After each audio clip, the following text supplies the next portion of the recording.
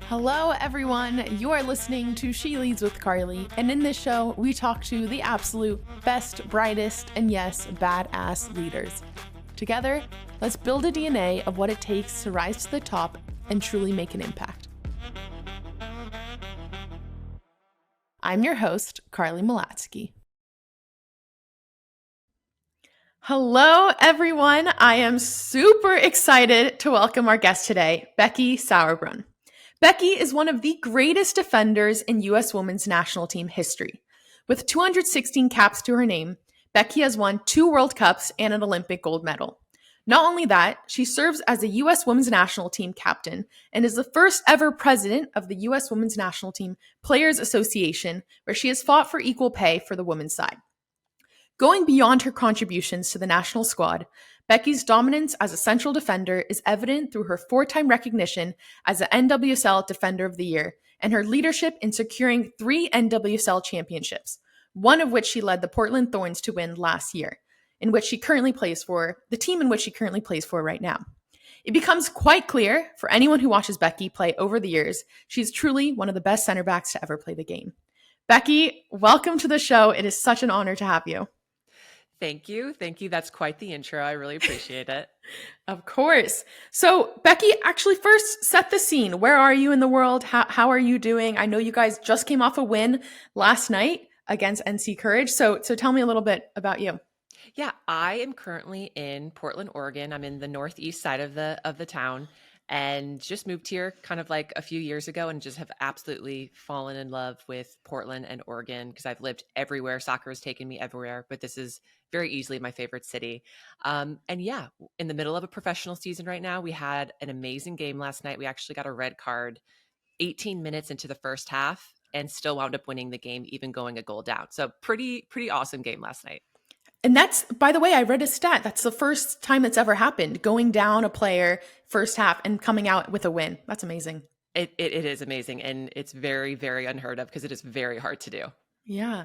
So, Becky, as you know, what I love to do in this podcast is start off with your childhood. But before we get to that, obviously, we just came off the World Cup. The Women's World Cup is done. Spain are now the national champion, or the world champions, my bad. And I want to know, what are your thoughts? What are your thoughts on Spain being the winners? And even more so, we all know about, give us some context about the Spanish Federation and the coach. There's some strife amongst the players. And yet, even with all of this conflict, they still came out with a win. How do you conceptualize all of this? Yeah, that's really tough for me because I really like the Spanish players and how they play. Obviously, they play beautiful soccer. It's very conflicting for me that they won in just that, the fight that they've been having with their federation as far as like creating a healthy work environment, and also some complaints about their head coach, who the federation then backed them. No, even though 15 players wrote a very, I would say, like, important, vulnerable letter where they're asking for change, or they won't be invited, or they won't go back in. And then they have the federation say, no, we're going to back the same coach. And also, you need to publicly apologize. Like, it's just so patronizing. And, you know, some of the players decided to do that, and then some decided that they weren't going to, and they missed out on this World Cup. And so to think of those players watching their team win, you know, I'm sure there's a lot of conflicting feelings there. But I will say that as players, as a player that, you know, has had something to galvanize us, whether it's fighting for equal pay, or in the Spanish players' cases, maybe in spite of their coach and their federation, like something like that galvanizing you is very powerful. And I think the Spanish players really rode that momentum. Yeah. And is that what you almost attribute it to? Because afterwards, you see there's a lot of content where even, you know, they're bypassing the coach's hug or high five. And so it's almost like because they have a common goal or maybe a common enemy, that's what really drove that success too. I would say that's really powerful. And I know from the times that we have won major tournaments, we've always had that something, whether it's like a tagline or maybe it's something like social justice. Like, there's something that's really just bringing everyone together. And it is really powerful. I cannot, you know, overemphasize that enough. Yeah. Okay, so we're going to come back to this and specifically the women's how you kind of conceptualize the US women's national team coming out of the round of 16. But before that, Becky, I want to know about you as a 5-year-old. Who were you as a kid? What did you want to be when you grew up? And yeah, tell me a little bit about that time. Oh man, 5-year-old Becky growing up in St. Louis County. And that's when like my parents first kind of just threw me into sports. There was this great thing with our town. We had this Olivet Athletic Association, OAA, and you could play all these different sports. And like the coaches were always just someone's mom or dad who like maybe played in their day and just wanted to be involved with their kids. And it was so fun. I dabbled in all these different sports. And, I was playing with all my school friends. So it was just so much fun and such a great introduction to the sport in general. And I've always been, more introverted, a little bit more quiet. And so to have sports be kind of that outlet where you just kind of have this like made family and made community. And it just put me at ease and at comfort. And so what I wanted to be, when I was super young was either a veterinarian, like just for cats. I don't know if you can Okay. just specify, but that's what I wanted to be, or a radio DJ host. Okay. Yeah. Wow, I was never expecting that. Were you experimenting with DJing at that young age too, or you just saw a video? What spurred that? I don't know. I mean, I've always really loved country music, and I think that's an influence from my family. And so just like listening to the radio on those like car trips, I think really resonated with me. And I would just kind of use boxes at the house and kind of like steal a cat toy from one of my cats, those like springy ones that have the pom pom on the top. It would be my microphone. And I just set up like a little DJ station. So, I mean, I was pretty serious about it at 5. I love that. And I know you've been pretty vocal about this, but you have 2 older brothers. And I may have either read this or heard on a podcast, but at one point they even wanted to see how far they can throw you off the couch. Is that true? Or tell me a little bit about that dynamic and how they've influenced you today. Oh, yeah. 2 older brothers, 8 years and 4 years older than me, Grant and Adam. And so, like, significantly older, growing up. And I just became kind of like the guinea pig, like the person that if they were bored, they were just going to mess with. And so, yeah, a lot of household shenanigans. There are times when, they were playing roller hockey out in the driveway and they wanted me to be goalkeeper. So they're shoving like couch cushions into my shirt and strapping on, a piece of plywood onto my arm with duct tape so I could be the goalkeeper and kind of like try to save my life from their slap shots. But yeah, I definitely, they they made me learn very early on how to be very strategic in getting out of things and doing like conflict resolution. But also just kind of like, okay, I need to go through this. Let's grit it up and grit and bear it. And let's get through this. And so what brought you to the sport of soccer? When did you start soccer and what got you exposed to it? And also for how long were you playing other sports as well? So it started at 5 when I started doing soccer at the local park. Like my mom and dad would just walk me down. It was right across from my elementary school. And so like all my school friends were doing it. And I loved playing all the sports, but soccer from very early on just became my favorite.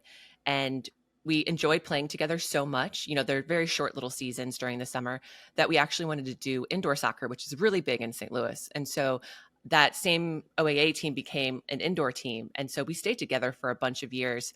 And I mean, I'm still in touch with some of those guys even now because it was mostly made up of guys. I had 1 or 2 girls with me. But it was something that, very formative years getting to play with these people and just having so much fun doing it. And I played basketball, volleyball, and soccer throughout high school. I even like considered trying out for the basketball team at UVA, but my soccer coach was like, it overlaps a little bit. Like that's a little too much. So we're going to just ask you to do soccer. And I was like, all right, you are paying for my tuition. So I will listen to you. So, wow, that's incredible actually to have that option. But even before in high school, that was when you actually first got into the youth national team system.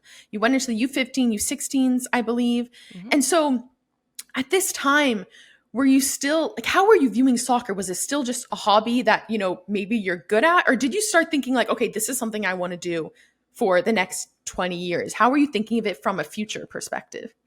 There was a point when I was 14 watching the 1999 Women's World Cup where it clicked for me. And I remember very, very distinctly watching the final with my dad in St. Louis and watching the women win and just seeing their like the joy on their faces and them celebrating. And it was such an amazing game. And there's so many people watching.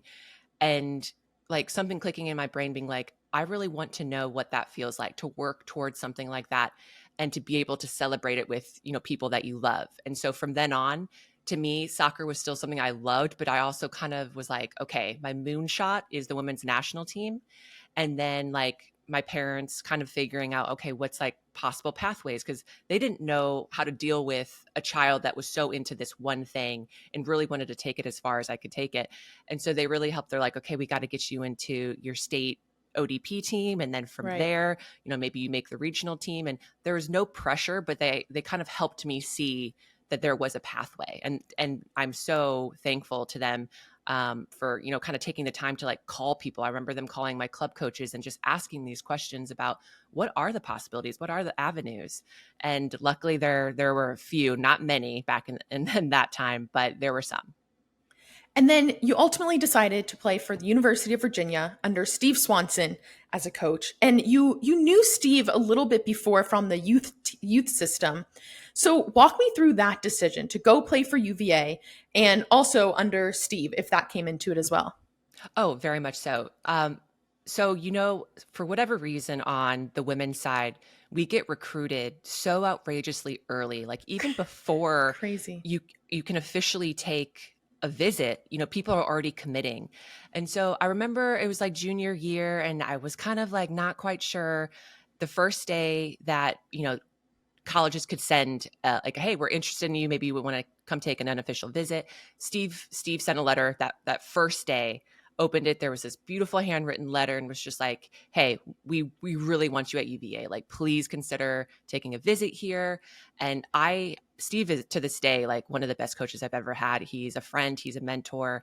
And so, I was like, I definitely want to put Virginia on the list of possibilities. And then I also had Notre Dame. So those two were like my big two that I took unofficial visits, met the coaches, met the team. And when I stepped foot on UVA campus, I was like, this is it. And then just seeing Klockner Stadium, which is just this beautiful stadium, and getting to meet the team and like hanging out with Steve. And I think Steve is just amazing. And so it's pretty easy decision, especially when you look at the academics of it too. I mean, it's a pretty great public school. Yeah, no, definitely. And it's also beautiful, just the environment and the history behind it. It's a stunning campus. It is. So, Becky, I'm curious, we've seen the landscape start to change with the women's side, where now you have these young girls who are actually forgoing their college experience and going straight to pro. And I think it's becoming more and more common. And not only that, we're actually seeing them quite successful. And Alyssa Thompson, perfect example, played in the World Cup, 18-year-old, just powerhouse. I'm curious, how do you think about all of this and whether this is an exciting part for the women's game or, there is that piece of college that is actually incredibly valuable that they should go through? I think it's so completely an individual decision. I think I love that I went to college. I think I needed to get that like socialization. I think I wanted to be out on my own, but still have some sort of structure. And also like soccer at that point, there weren't that many possibilities for me just to forego and to play professionally. Like I'd have to travel overseas. And I wasn't quite sure I wanted to do that. And so like the people that I've spoken to that have foregone college, they do not regret their decision. They are very happy. They either school wasn't for them or they just love soccer so much that they wanted to take that next step. And so I think that's a conversation that, you need to have with yourself and with your support systems. But yeah, I think it's just so individual. Yeah. And so while you were at Virginia, was there, like you said, it was a different time in where, there weren't all of these opportunities and there wasn't a ton of pro leagues out there. How were you thinking of, post UVA and whether soccer was just an absolute certainty versus, what, maybe I should consider my career long term? So going into my senior season, I actually like was very sad because I was thinking like this is very easily the last competitive year of soccer I'm ever going to play. And Steve even noticed it in preseason. He's just like, "What's going on with you? You just kind of seem like sad and anxious." And so I told him, I'm just like, this could be my last year. There had been a professional league, the WSA, that already folded. The WPS hadn't started yet. So I was like, would I go overseas? Like, I didn't even really know that much about it. It was still kind of semi-professional. So like, how would I live? How would I make money? Right. And so I was like, okay, like I need to have a plan B. And so I was actually in a master's program for education at UVA. And so I was like, okay, like I'll do my student teaching, I'll get my teaching certificate, I'll have that. But even going through the master's program, I was like, my heart is not in this. My mom was a American history teacher for middle school her entire career. And I was like, okay, maybe this is like, I'm supposed to be a teacher. Maybe this is like a legacy thing. And it Right. just did not click with me. I loved, making lesson plans, but I was such a poor class manager. I was like, let the kids do whatever they wanted, which I guess you're not supposed to do. So I just knew it was a plan B. And so I was like, all right, I got to figure out a way to make soccer happen for me. And luckily, by the time I had graduated, the NWSL was just, the WPS was just starting. So that's a bit surprising, right? Given that you played for the U20 Women's World Cup in your sophomore season.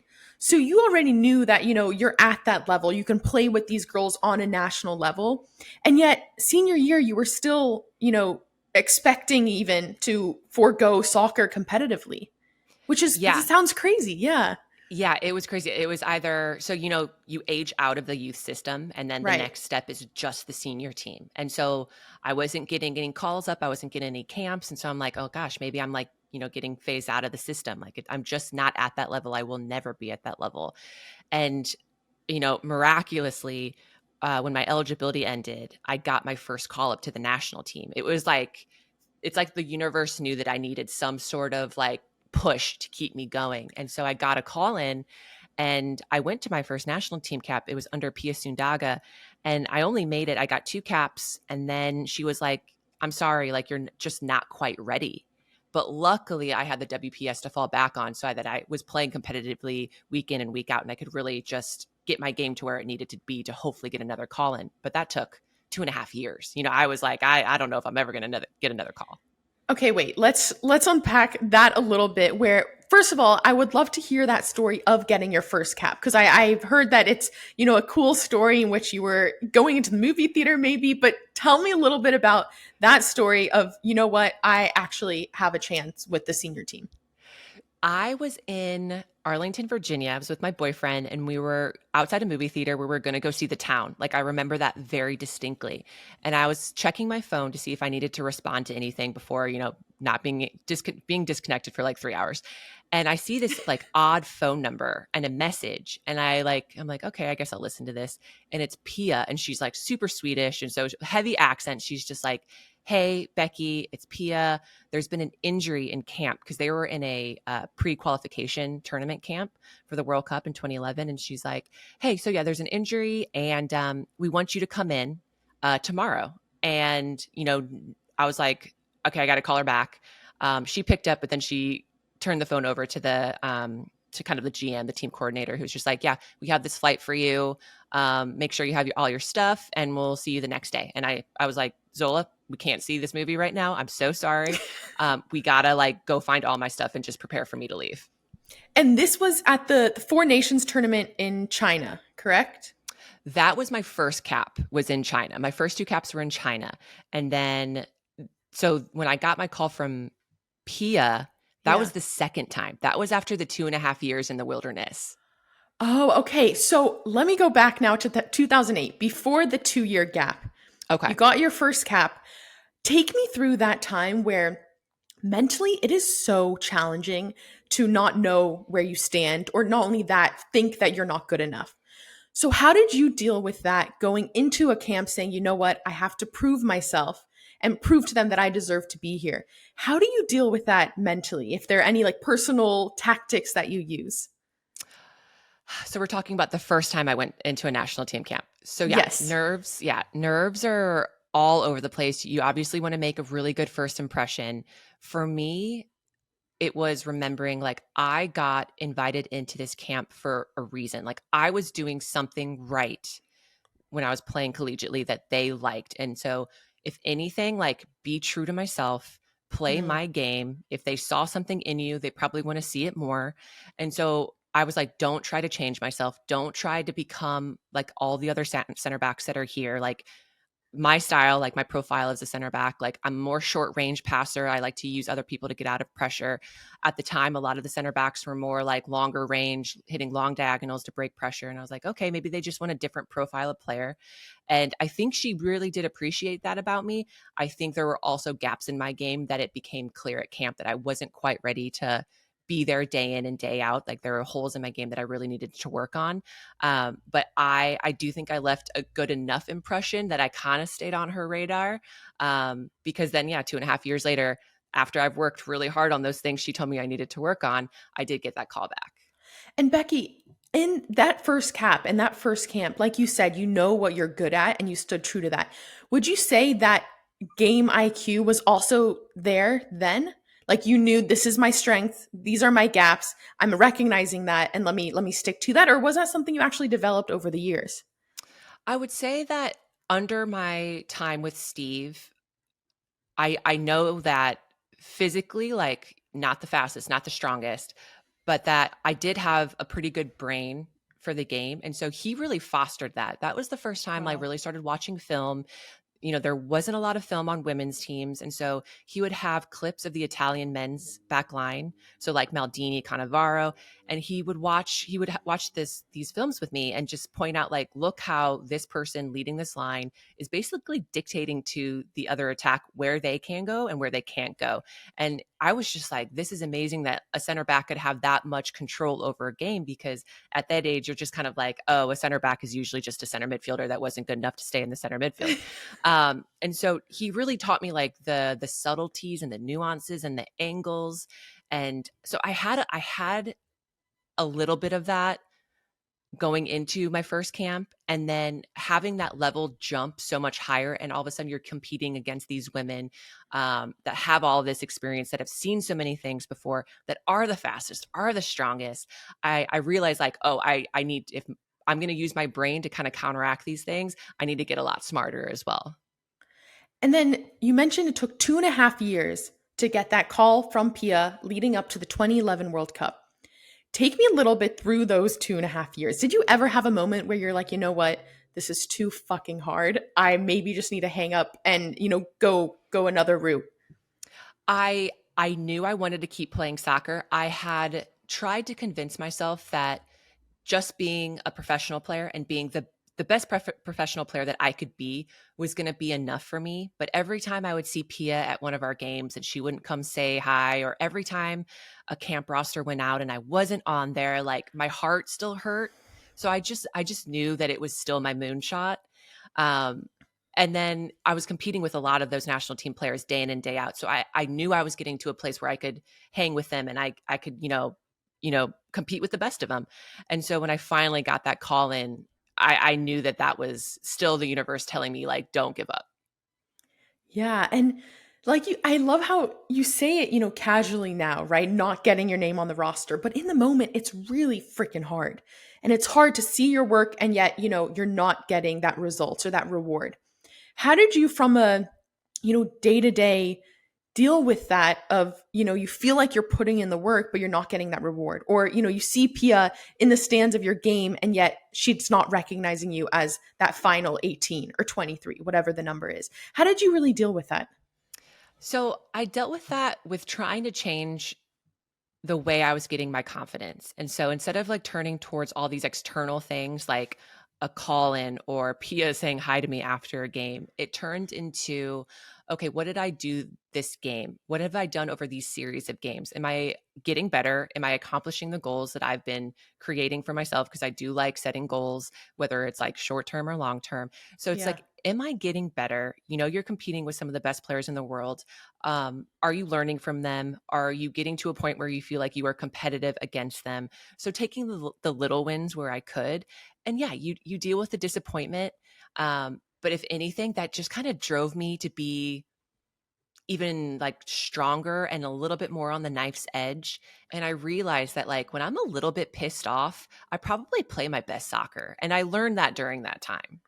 Yeah, wow. I love that. And it's also a matter, I think it's a great, life lesson in general where you can't rely on someone else. And it's so easy as an athlete, right? You have a coach to give you that validity, but you can't rely on someone else to give you that confidence and you have to find it within yourself. And I think like that's a perfect example of you doing that. So that's awesome. I love that. So 2011, you had this chance to now go to the World Cup. Walk me through that experience. What was going through your mind of going to your first World Cup? Well, what's crazy is that when I got called in as an alternate, like literally Pia was like, look, we have no expectations. You're basically just a body here to help train the players that'll probably make the qualification roster and then ultimately the World Cup roster. Yeah. And I went in and I was like, oh, well, there are no expectations on me. I am free. And like the sense of freedom that I had to just play how I wanted to play, I actually got onto that qualification roster. Like I made that roster. And then from there made the World Cup roster. And so like it was kind of a wild, like no expectations. All of a sudden you're going to your first World Cup. And I did not have many caps under my name. I probably going into the World Cup had maybe 12 and Okay. no expectations for me to play. They were very happy with the center back pairing that they had. They made that very clear to me. I'm like, okay, great. I will, train as hard as I can, make sure that they are as prepared as they can be. And then one of the players got a red card in a game against Brazil. Is And this even Bueller then, or this who? this is Okay. Rachel Bueller, now Rachel Okay. von Hallebeck. And even at that point, I mean, that game was just wild. If you've never seen highlights from that game, I absolutely recommend going to see it. So we win in PKs and we're going to the semifinal against France. And I didn't even think that I was going to play. Like I thought they'd reconfigure the back line, maybe push an outside back in. And Pia told me, she's like, yeah, no, you're going to play. Like you're starting your first game at the World Cup is going to be a semifinal against France. And I was just like, oh my goodness. But I was so excited and of course so nervous because I was like, do not be the person that messes this up for the rest of the team, which is probably not a great mindset, but I really was like, don't ruin this for everybody else. Like, please. And it turned out great. We won that game 3-1. I had a pretty solid game, enough where they actually like considered playing me in the final. They decided not to. And unfortunately we wound up losing to Japan in the final in PKs. But yeah, that was my first tournament experience, was a semifinal, 90 That's minutes. incredible. Oh, it was awesome. But It was so cool. what did you learn from that experience of playing with freedom and, no expectations, but it ultimately benefited you, right, in the long run and you performed very well? Has that translated to, nowadays and past that 2011 World Cup, and how so? Yeah. Oh, very much so. Like obviously as athletes, our form, like it comes and it goes, it dips, it rises. And for me, like when I'm trying to analyze why I'm not playing at my best, it's usually like I have this sense of responsibility and heaviness, and I'm like being a little bit more indecisive. I find myself a little bit more in no man's land. And so like getting away from that and being like, no, I always say to myself, be brave and assertive. And I feel like with bravery and assertiveness, that is freedom, right? To be who you want to be and Yeah. just make a decision and go for it. And so that's something that I learned then. If I can find that feeling and nurture that feeling and get into that zone more often, I do play my best soccer. Wow, I love that. That's awesome. And so after that 2011 World Cup, the following year were the Olympics. And from my understanding, you continue to be that almost substitute role, Hmm. correct? So Correct. how was that expected going in? Was it almost like a similar wave you were riding from the World Cup? You'd be like, you know what, this is my role. This is okay. I'm in the system, so I feel good. Or how were you thinking through it? So interestingly enough, after the World Cup, they were trying me at outside back, and I think they appreciated how I played, and they wanted to find a spot for me on the field, and so they're like, let's just try you at left back. And so I got a bunch of looks at left back. I was competing against like Kelly O'Hara for that same position, and Kelly was like clearly better than me at outside back, and so I just was not a starter going into 2012. I was kind of like a utility backline player. I could fill in wherever they needed me to. Right. And, disappointing, but like I got it. I still don't have that many caps. You're going into an Olympics that was like right around the corner from the World Cup. And so, yeah, didn't play a whole lot. I got a couple minutes in the group stage.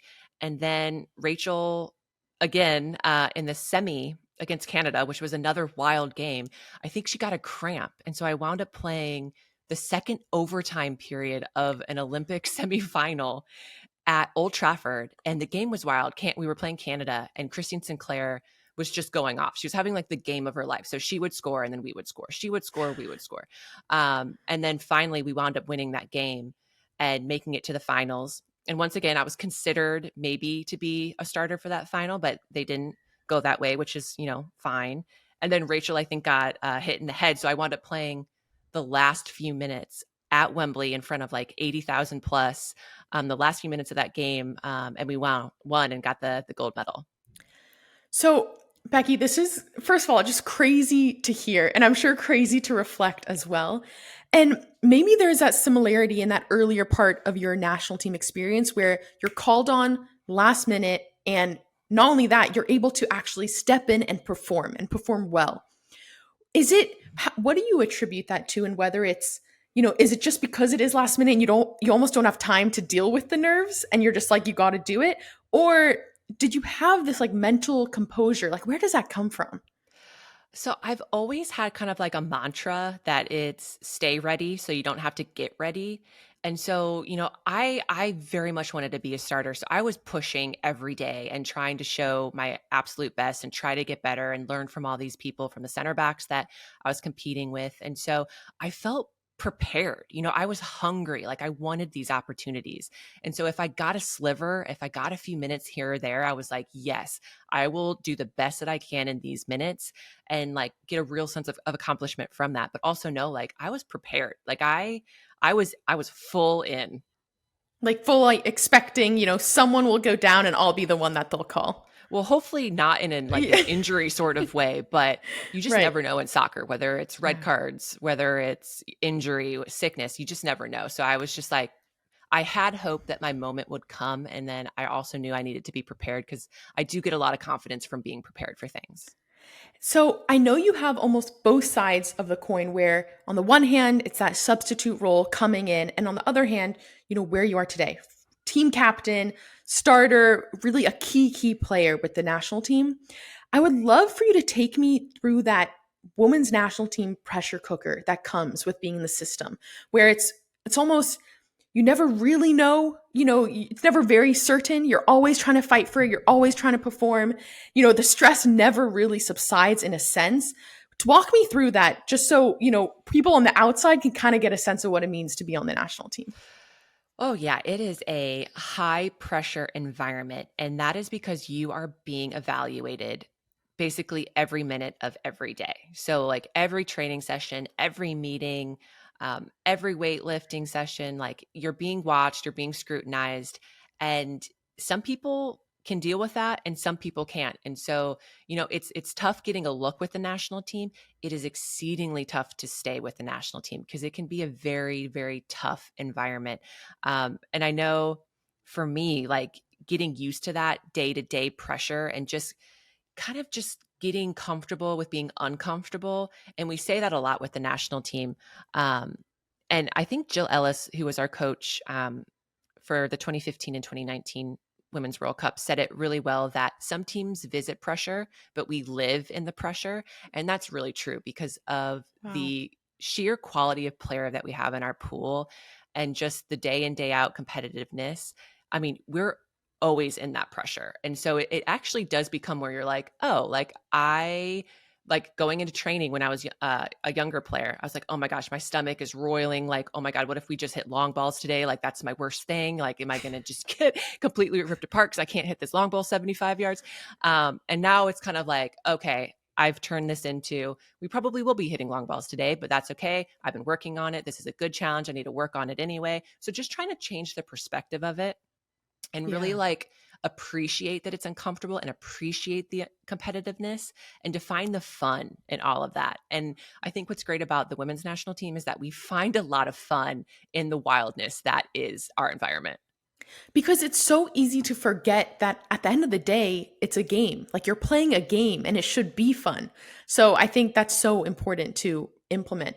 And not only that, how do you almost toil with all the different coaches that may come in? Because every coach has a different, strategy and different perspective of, oh, this player is actually the best and should be in that position. How have you gone through that phase where you've had different coaches and some know you better than others from before. How do you almost toil with that? I see it more as an opportunity because I know under Pia, she was very clear with her roles and who she wanted in, that starting team and the reserve team. And Yeah. so we had Tom Sermani come in after Pia's time was done. And I saw that as like a new coach. He's going to be evaluating us from ground zero. There's going to be no preconceived ideas of players and playing time and positions. And I thrived under that. And he actually, was starting to change up. He was starting to phase out some of the players and like bring in new players. And to me, it was just this like wonderful fresh start.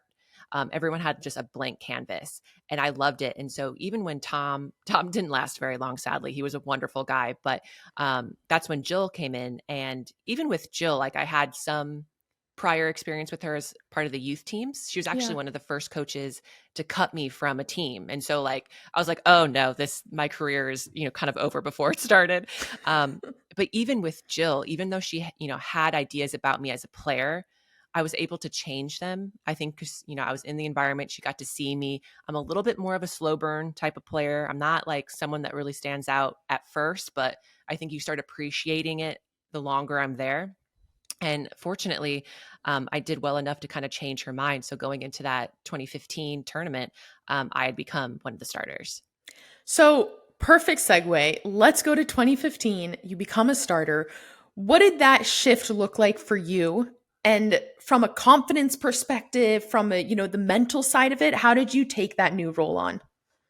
I was just so excited. That was, going into 2015, having a different role than in 2011. And just like, this is what I had dreamed about. And so I was like, just soaking every moment in. We were in Canada and, the team, we didn't start off great, but we slowly started cooking near the end of the tournament, wound up winning a fantastic game against Japan. But how I felt playing, like we had a strong back line and we were just like vibing and it just felt so easy and we were reading off each other and just really enjoying it all. Even if, the games were close, um, it was just like, no, we got this. There was such like a belief. And for me, like I'm never certain about anything. But there was a moment at the World Cup where I saw us playing and I was like, there's no way anyone's going to beat us. Like we're winning this thing. And I've never felt that before. And it was awesome. Wow. And take me through that moment where, after the fact, you become team captain, right? And that carries a lot of weight with it. Captain of the US women's national soccer team. Like, that's incredible. What did that role and that title do for you? And was there any moment of imposter syndrome? I talk about imposter syndrome a lot on this podcast, and it comes up a lot in all different industries, right? So I would love to know how you've ever experienced that, if so. Yeah, so right after 2015, a lot of our veterans like Abby Wambach, Chrissy Pierce, like these kind of like household names retired. And so, you know, the leadership position, that's like kind of second tier of player was like, really, this is your team now. Like you need to start owning it. And so Jill made Carly Lloyd and myself captains of the team, and Yeah. absolutely imposter syndrome. I was like, what are you doing? Are you sure this is the right decision? I'll do everything in my power to make sure that I am the captain this team should be. But like, yeah, imposter syndrome was running very strong within me. And, there were some issues for a few years after 2016. We obviously didn't do great at that 2016 tournament in Brazil. And, players were getting upset. There was some conflict between the staff and the players. And I was kind of the conduit trying to get us to a place where we could have a good relationship. And I think through that, Jill was like, look, we're going to move away from you as captain and we're going to actually make these other players captain. So I actually wound up losing the captaincy.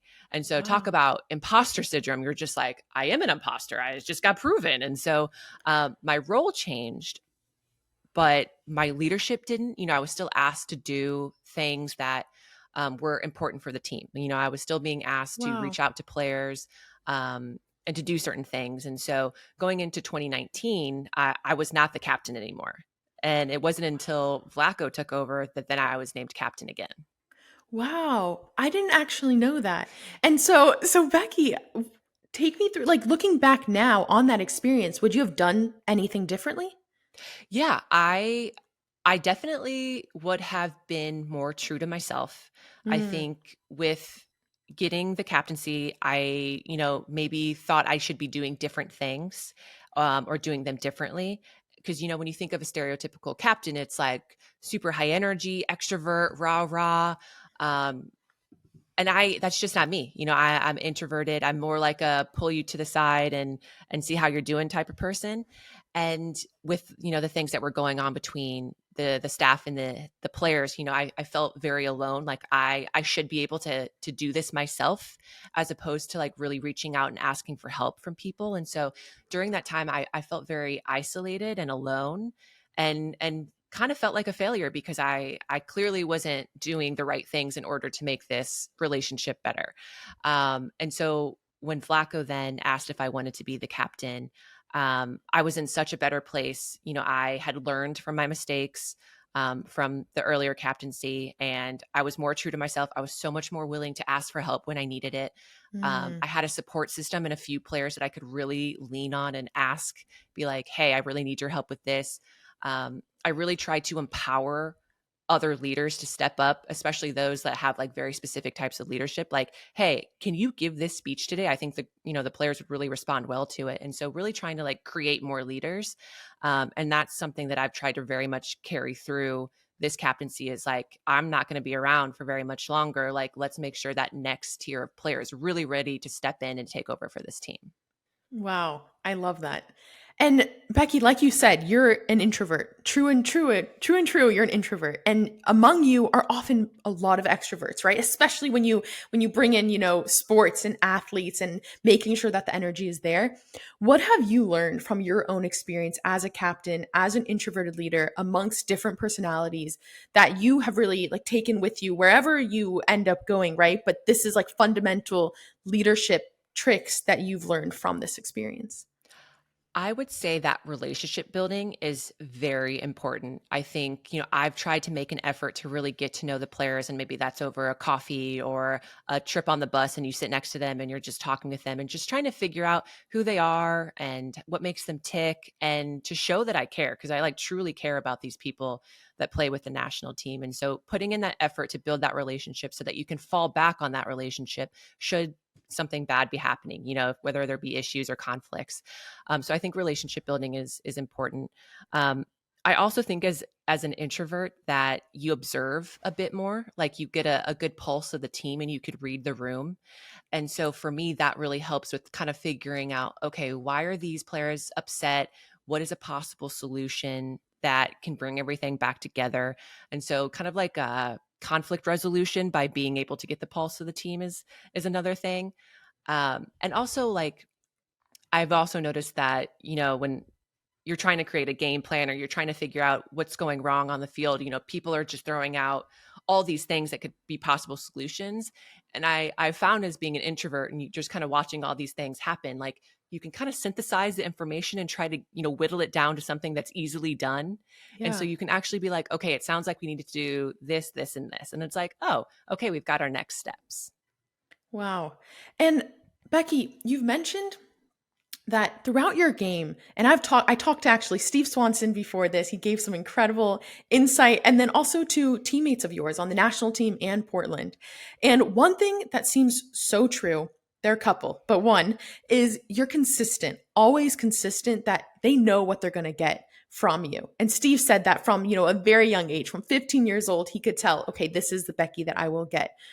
How do you, that for me is very much just like so strong mentally to come out every single time you step on the field and be consistent. And it seems like just from your own anecdotal stories right now, like you do a lot of self talk. But what are other aspects to your mental game that give you that consistency each and every time you step on the field?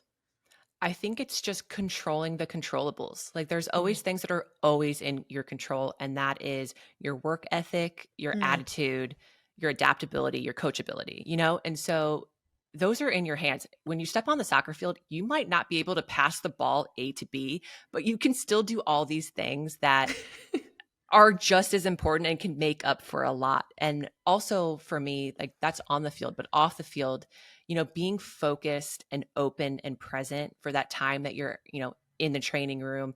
at the stadium, on the field, like you can do that for 3 hours if you need to. You be open, you be focused, you pay attention, you ask people how they're doing, you greet them, and you just like, I love that. Yeah. yeah, you try to set off good vibes because you know that that's going to like return and resonate throughout the group. And so if that's in your control, why not bring that every single day? Yep. Oh, I love that. And one thing more recently, but it's very clear that you're also the type of leader that doesn't bow away from taking a stand on issues that are happening externally, beyond the soccer bubble, whether it's social injustice, racial injustice, equal pay gap, all of that. When did you realize that this is another part of your so-called job description that you need to take on? I would say probably my first stint with the national team because they were already in the midst of negotiating their most recent CBA, their most recent collective bargaining agreement. Yeah. And so there would be like a team meeting called like players only in one of the players' rooms, one of the captains' rooms. And they'd be like, all right, so just talk to the lawyer. These are the things that we're still negotiating. Here are some bumps in pay that weren't nearly high enough. And so like, I'm just watching these women take control of their own livelihoods and being like, no, we need to push harder on that, push harder on that. And so that's when I was like, oh, like we do have agency and autonomy with how we're being treated. And it's a tough fight and we get told no a lot, but like we got to keep going for it. And so that was when I first realized like I don't just have to be an observer of my life. I actually can like step in and actually make a change if I think that something's wrong. And has that been challenging, right? Because those are things that you don't necessarily get taught of how to communicate that externally, for instance. Is that something that's always been a part of you ever since, even you were in high school, you were fighting these fights that were separate from yourself even? Yeah, I would say that I would notice these inequities and be like, why is that? That is not okay. And Yeah. then also having that little voice in your head being like, well, that's the way it's always been. And like, you don't deserve this. And you should just be grateful for what you have. And being like, what is that voice? Like, where did that voice come from? And so Yeah. I knew things were wrong, but I didn't have the terminology. I didn't have the knowledge, the background of like why these things have come to be. And so it really wasn't until the national team before I almost like realized I was brainwashed and needed to be deprogrammed and then build myself back up surrounded by these like wonderful women. Wow. Wow. That's amazing. So, coming now to 2023, the World Cup just happened. You obviously had to miss it for injury. Take me through that experience where you realize that, this is actually not going to be in my future, or this is not a reality and I won't be able to go to the World Cup. What did that do to you? Oh, it was like heartbreaking. It was just like, no, not this. This was my last go. And I really thought like I can do something good. Like I still can bring something impactful for this group. And even when I realized physically that I wasn't going to be able to contribute, I was like, well, maybe my leadership, maybe they'll bring me in as someone that could be kind of this like vibes, cohesive, steady presence. And just the way that the roster got created, there just wasn't space for a player that wasn't going to be able to contribute minutes. And so it was just, yeah, heartbreaking, and then I was kind of dreading the start of the tournament. Like, will I be able to watch and can my heart handle it? And I very, very quickly turned into just like a super fan. And, I was in constant communication with players. They were texting me, I was texting them. And so I still felt involved, which like I love them for that. But still, Yeah. it's tough. I lost my dad earlier this year. So it's just like, man, this is the worst year ever. And so, yeah, it was Wow. tough. Yeah. First of all, I am so sorry for your loss. And speaking of, whether it was the right decision that they didn't take you even for that leadership position, like you said, we'll never know. But when you look back at their performance, what do you think was missing? Like, how do you kind of conceptualize their, coming out of the tournament so fast and obviously, given the US standards, not doing well? Yeah, it's tough because if I look back at all of the World Cups I've been a part of, us making it to the next round or winning the actual World Cup comes down to a PK or a post, like these very fine margins. Right. And so for the last few, the ball's bounced our way, whether it be luck or whatever. Like we've always gotten the benefit of the bounce. And it just seemed like this tournament we didn't have the benefit of the bounce. I also will contribute that too. It didn't seem like I'll go back to brave and assertive. I feel like the players were isolated and we were expecting players to just do individual brilliance to either break pressure or to create chances or to get goals.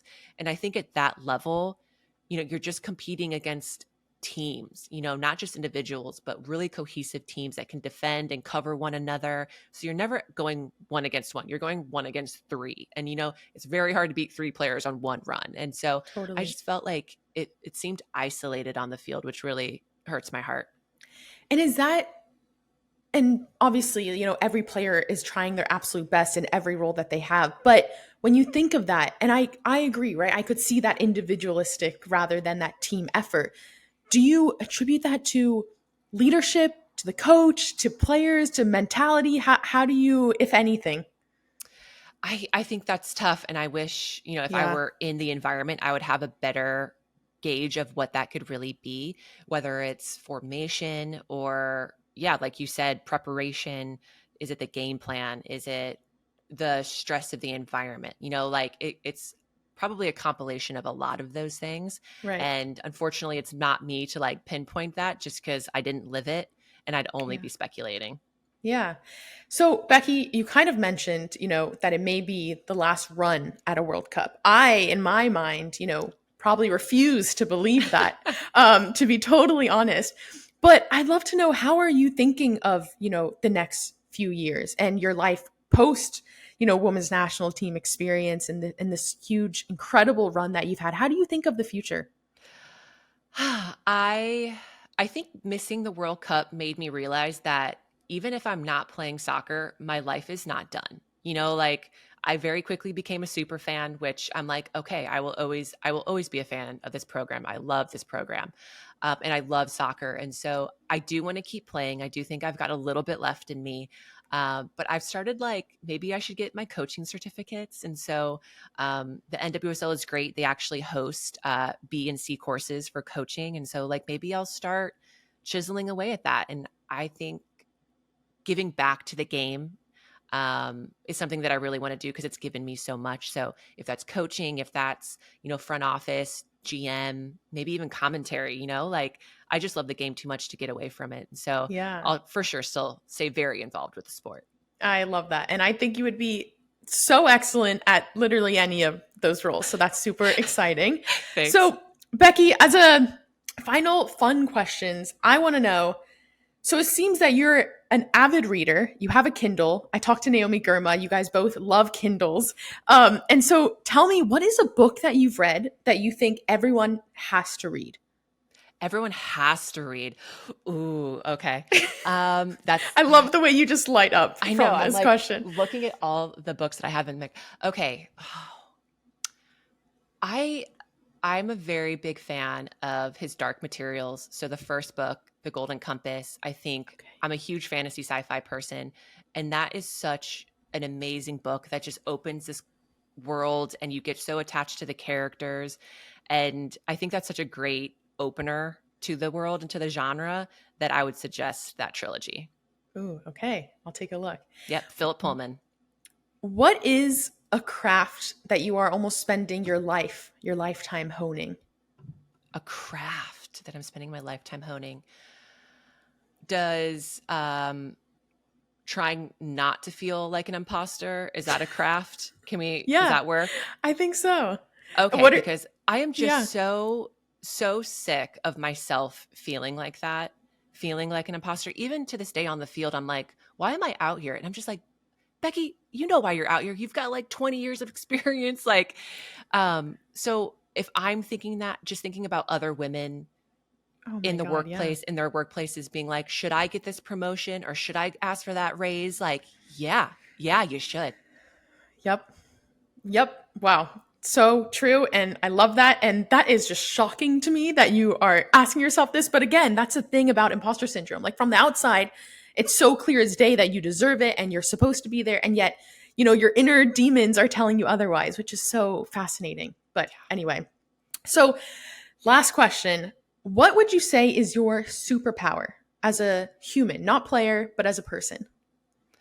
Oh, superpower, probably that I do consider myself very compassionate. I do feel a lot for people and, empathy, sympathy. Like I very easily give my heart to people, even though it doesn't really quite seem like that because my introverted self does it in weird ways that people sometimes don't recognize it. But I do care a lot about people and what they're going through and just trying to, like, if they've got goals, help them along their way. And so I would probably say that. I love it. All right, Becky, it's been an absolute pleasure having you on the podcast. Thank you. Thank you so much for coming on the show. Oh my goodness. Thank you for having me. This has been wonderful. Thank you so much for listening to the show this week. If you enjoyed, please spread the word. Tell someone about She Leads or post about it on social media and tag us. If you want to contact us, feel free to send over a message through the She Leads Instagram page at sheleads.show. If you want to follow us on Twitter, our account is at SheLeadsShow, and mine is at Carly Malatsky. This episode was produced and edited by Nick Verschow. Thank you also to our partner, Floodgate. If you're passionate about startups and want to learn more about the starting journey of those who have built groundbreaking companies, I highly recommend listening to Starting Greatness with Mike Maples Jr., the founding partner of Floodgate. He has an incredible show that, in my opinion, is definitely worth your time. Thanks again.